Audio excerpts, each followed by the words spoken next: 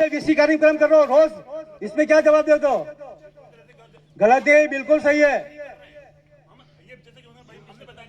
आप गलत हो, आप गलत हो। आपकी कमजोरियां यार यहाँ एक्शन में मत दिखाओ। जितना इतना जोर आ रहा बुरा लगता है ना, तो आपके आगे सरकार से बात करो। आप सरकार से बात करो, आपको बिठा रखा है ना, करो ना। फिर कब ये क्या कह रहे हैं सारे लोग, ये क्या किसान लोग क्या लेना है? गलत तरीका नहीं, सुननी पड़ेगी। देश को आजादी दिलानी बोलने के लिए अंग्रेज, तुम अंग्रेजी क्या? तुम अंग्रेज हो क्या? तुम्हें बुरा लगा अंग्रेज हो क्या तुम? तो वाणी नहीं, वाणी बहुत बढ़िया ठाकुर साहब, वाणी पे मत जाओ। जो समस्या वो है, समस्या ये है, इतना किसान मेहनत करता है और सब करने के बाद पानी भी बहुत मिलता है, अनाज भी बहुत कमाते हैं, भाव नहीं मिलता है। अभी एमएलए साहब ने कहा कृषि मंडी, तो कृषि मंडी 40 साल कांग्रेस ने खुलवाई थी इससे पहले।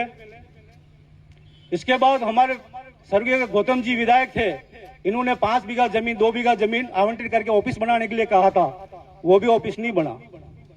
आपके कलेक्टर के ऑफिस की कमजोरी, क्योंकि कृषि उपज मंडी जो विभाग है वो किसके अंदर पड़ता है? अध्यक्ष तो कौन है? कलेक्टर ही होता है सभी विभागों का। क्यों नहीं सुनता है? क्योंकि उनको पड़ी नहीं। किसानों के क्या है, गरीब लोग हैं, खाएंगे पिएंगे मरेंगे, क्या फर्क पड़ता? हम तो कलेक्टर से कलेक्टर प्रमोशन होता रहेगा, आगे चलते रहेंगे। तो मेरा ये कहना है कि अनाज का भाव कृषि मंडी पे स्टे लगा है, कुछ जमीन पे लगा है? सवाल ये है। सब लोग कर रहे हैं, सभी जनप्रतिनिधि चिल्ला रहे हैं, जुलूस निकाल रहे हैं, हमने जल्दी कृषि मंडी खोल दी। कोई बात, बहुत अच्छी बात है, खोल दी, तो फिर स्टे क्यों आ गया?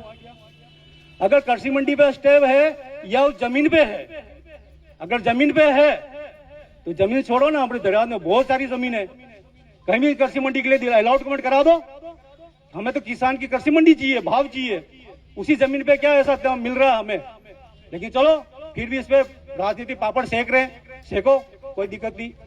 हमें यह कहना है कि कलेक्टर साहब होते हुए कितनी बैठक होगी? 50-30 बैठक होगी दरियावत में। यहाँ पे हर बार कलेक्टर साहब आते हैं, हम यही कहते हैं कृषि मंडी खुलवाओ, कृषि मंडी खुलवाओ। कलेक्टर साहब घटी हिलाते हैं यूँ, हाँ खुलवा देंगे। और कुछ कहते हैं तो बुरा लग जाता है। अरे किसानों की बात बुरी क्यों लगती है आपको?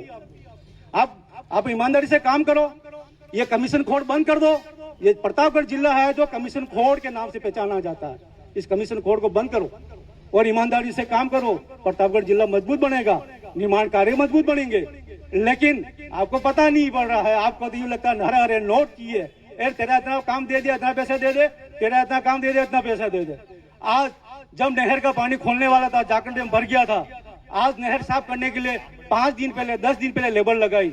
लेबर भी मौके पे जा रही है, फोटो खिंचवा के वापस घर आ रही है, मौके पे काम नहीं हो रहा है, फोटो खींच के जा रहे हैं और मस्टॉल भरे जा रहे हैं। मस्टॉल का पैसा किसके पास जा रहा है ये भी पता लगाना हमें जरूरत है और आपको भी एक्शन लेने की जरूरत है। अतिरिक्त कलेक्टर साहब, यहाँ मस्टॉल का खेल चलता है पूरे प्रतापगढ़ में। मस्टॉल जगह पैसों की बरसात होती है। इस मस्टॉल को बंद कराना या मस्टॉल को चालू कराओ, उसकी भी एक्शन होना चाहिए, इसकी जानकारी होनी चाहिए कि किसके पास मस्टॉल जा रहा है और किसके पास जा रहा है। अगर ये काम आप नहीं करवाते हो तो फिर आपके यहाँ कलेक्टर बन के रहना और बात सुनने का कोई मतलब नहीं रहता है। आप किसानों की बात नहीं सुनते हो, आप गरीबों की बात नहीं सुनते हो, जनता की बात नहीं सुनते हो, सिर्फ लाशा बन के बैठे हो और बातें करते हो बड़ी हाँ। और कुछ किसान कुछ बोल के बोल देता है, ये बात गलत है, ये बहुत बुरी लगती है। अरे कहाँ के लिए बुरी लगती है? नहीं, बहुत सही कह रहा हूँ, बहुत सही बोल रहा हूँ। हमारे भाइयों को बुरा नहीं लगना चाहिए। सबके मुंह बिगाड़ो मत। जनप्रतिनिधि हो, सब जनता के नेता हो, सबकी जनता के सेवक कर बैठो, सबकी जनता के नौकर हो। तुम ही मुंह बिगाड़ रहे हो, फिर जनता किसके पास जाएगी? और जिस दिन जनता खड़ी हो गई, तुम यहाँ नहीं बैठोगे, जनता बैठेगी यहाँ पे। कलेक्टर साहब भी भागते हुए नजर आएंगे, कोई नजर नहीं आएगा जिस दिन जनता जाग गई।